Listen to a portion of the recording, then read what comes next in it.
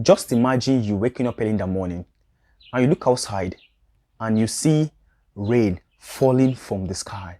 In your mind, you say, oh, the Lord has blessed us with this fresh water. And there's something I want to tell you. That's not always so. Because the rain that is falling from this sky or the atmosphere is not always fresh water. There's some rain that falls that contains some chemicals, which we termed acid rain. Today, we are discussing on a very important topic called acid rain.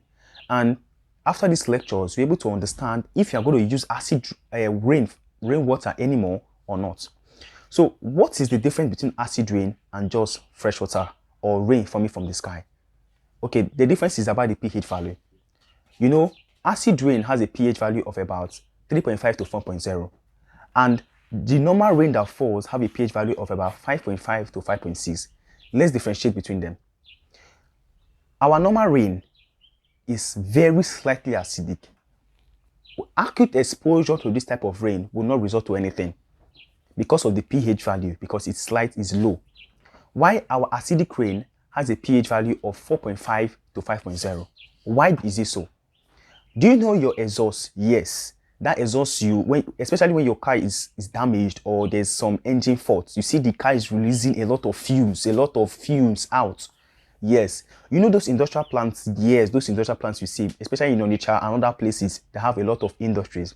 You see those gases or those fumes they are emitting. Yes, some of these fumes contain some chemicals or some compound known as nitrogen oxide and sulfur dioxide. So what does this chemical do?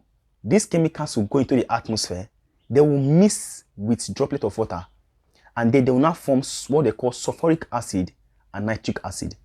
So when they mix now, so they will now fall down to us as rain, containing this compound or chemicals already. So when they fall down as rain now, the pH value will now totally drop to 4.0 or 3.5. So now this rain is now having a very negative effect on us. Just imagine vinegar falling from the sky. That is how it is. Okay, you might ask me now, environmental doctor, does this chemical or does this rain has any effect? Prolonged exposure, does it have any effect? Yes. Let's break down the effect into 3 sections.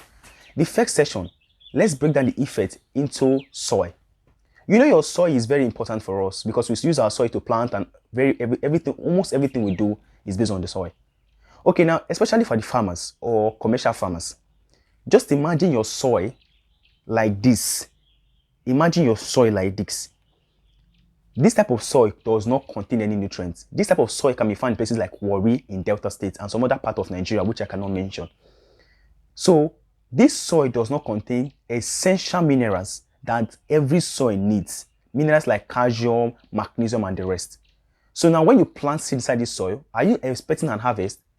No, definitely you're not expecting a harvest because the soil does not contain any mineral. Okay, if the soil gives you a harvest, is it going to be a bounty harvest? No. Just imagine you bought yam from the market, and after a couple of weeks, you see that this yam started getting rotten. Nigeria will say it's not rotten, it's called brown yam. It's not actually brown yam, it's rotten actually. So this yam, you will not consume it again because it's already bad. So the reason for this, there are many. It can be a result of acid rain and some other factors that might result to that, but majorly on the acidic kind of rain. Then let's go to the river. Normally, our river contain fresh water. Some of our rivers, like our rivers, normally contain fresh water. Is a fresh water. So, but when this rain falls down, you know, there's some fishes that like to live in fresh water, and there are some fishes that like to live in salty water, like in our ocean and our seas.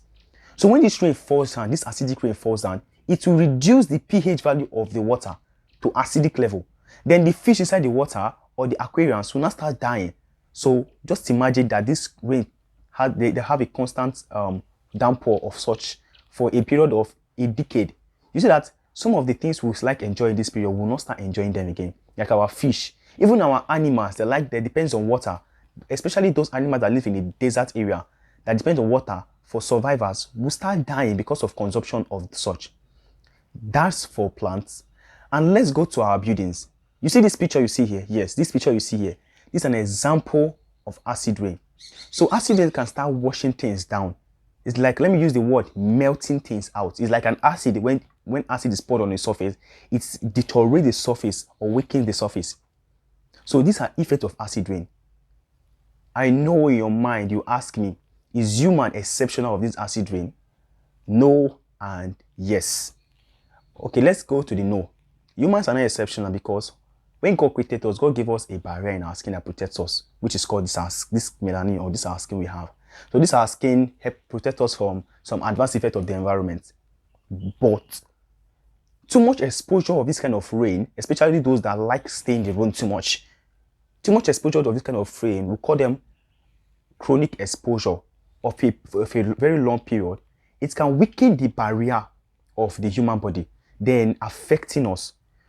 Not only that, there are some particles or there are some chemicals, as I mentioned before, like sulfur dioxide and nitrogen oxide, that are in this rain.